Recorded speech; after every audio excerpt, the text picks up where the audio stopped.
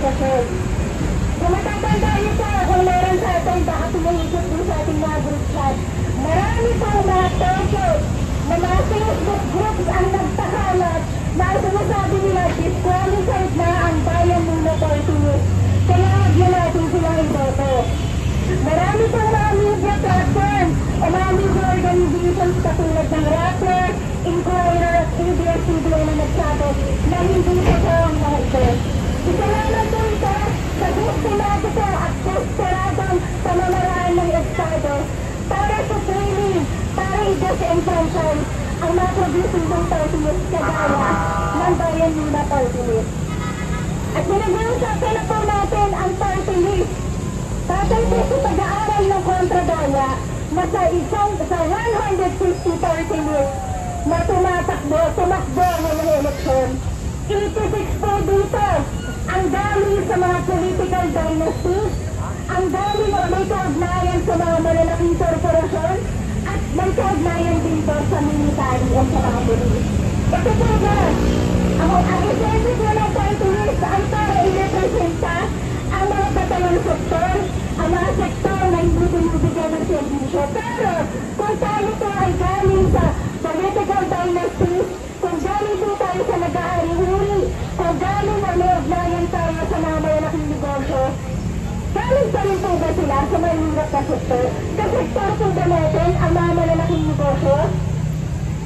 Hindi po mga kasama. Nakasan po natin. Kapag galing po ba tayo sa political dynasties, ibig sabihin po ba marginalized tayo? Kawawa po ba tayo? Hindi po.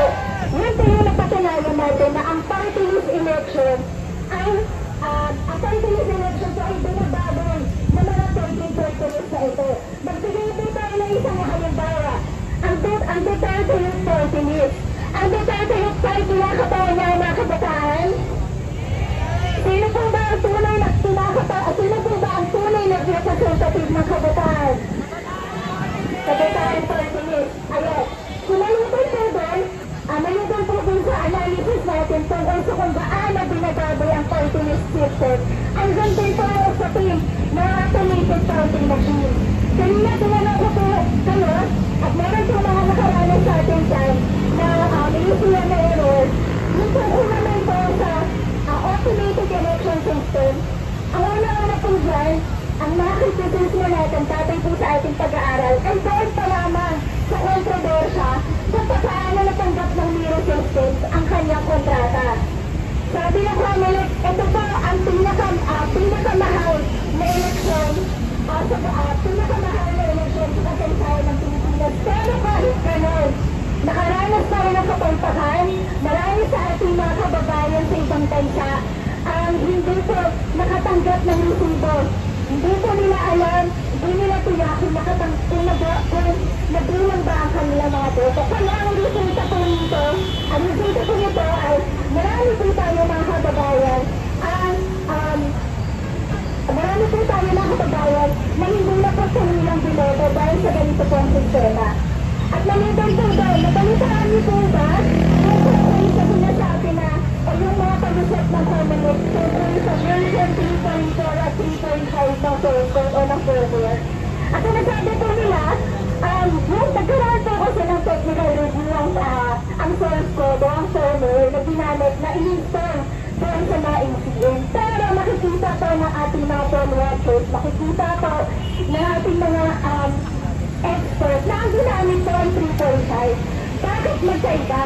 Ang dami pong ginawang palusot ng Comelec, pero ang tindig po natin dyan ay hindi audit, hindi tinignan, hindi sinuri ko ano yung naman ng 3.5. Tinatalayan, baka mamaya, itong 3.5 na ito ay may halong daya na. Maliban din po doon, kung mabalitaan nyo, nag-reklamo po ang NAMSEL, ang PPCRD, bakit pinig nilang nakukuha ang mga election return? Bakit po ang sinasabi ng Comelec, transmit to our strategy? Ibig sabihin, kapag natatanggap ng Comelec, dapat sabay din natatanggap ng iba't ibang mga servers. Pero hindi po ito nangyari. Kaya tataas at tataas po talaga ang ating mga kilay. Kaya dahil po sa kapalpakan, dahil sa marami at bulot na eleksyon, ang panawagan po natin ay una-una, reformahin ang party list system. o hamunin ang Supreme Court decision na dapat ang party list ay para lamang sa mga marginalized sector, hindi doon sa mga toting party list. Andyan din po ang pagsusunan natin ng hungry election o kaya ang madaling salita po ang manual counting bago pa ang electronic translation. Andyan din po ang pressurized pa po ang ibig sabihin instead na napakadami po ng mga bumabata sa isang presinto. Pwede po natin mag-isipag kung tatalik po natin pwede po tayo ginamit po sa bago na sistema na hindi siya konsentrado sa ilang mga voting precinct. At andyan din po siyempre, pinakahalo, kailangan natin sumunod ang Comelec sa kanyang kabantahan, sa kabantahan sa buhay ng nangyaring eleksyon. Maraming salamat po. Manual counting! Ipatupad! Ipatupad! Ipatupad! Ipatupad! Manual counting! Mga kasama, papayag po ba tayo na mawalan ng tunay na boses na kababaihan na LGBTQ ng bata at ng bayan sa loob ng Kongreso? Kasi po hindi po tayo papayag. Kaya naman narito po, si Sara Elago mula po sa Gabriela ang tunay na boses natin sa loob ng pamalaan. Salamat. Isang makabayan at talagang nakagbati sa lahat ng narito sa magnanang pinihilas upang ipakita ang lakas ng ating pagkakaisa at ang hintay ng ating paninindigan para ituloy ang laban para sa babae, bata, LGBTQ at bayan. Pinapati natin at pwede bang mag-ingay!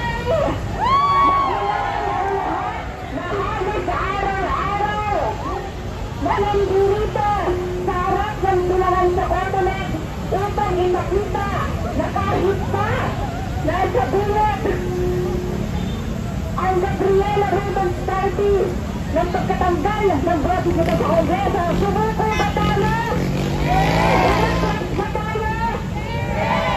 Nandito tayo upang ipakita na sa kabila ng mga atake, sa kabila ng mga paninira, sa kabila ng mga panunupil, nandito ang mga kababaihan, nandito ang santo ng Pilipino upang patuloy na iparating ang ating mga hinaing, iparinig ang ating protesta sa bulok na halalan, manawagan at maningon ng investigasyon sa harap ng mga naiunat na mga anomalya at irregularidad at kahirapan sa pagboto ng ating mga kababayan. Sa katunayan, isa sa mga paghintay ng ating pagkilos at malakas na tulong para sa katotohanan, karapatan ay ang pagsusunod sa proklamasyon na isa sa mga teko at nagtago na partilos. Ngunit isa pa lang yan na ginamit ng mga partilos na ang nasa likod ay ang mga malalaking negosyante, contractor at ang mga political dynasty.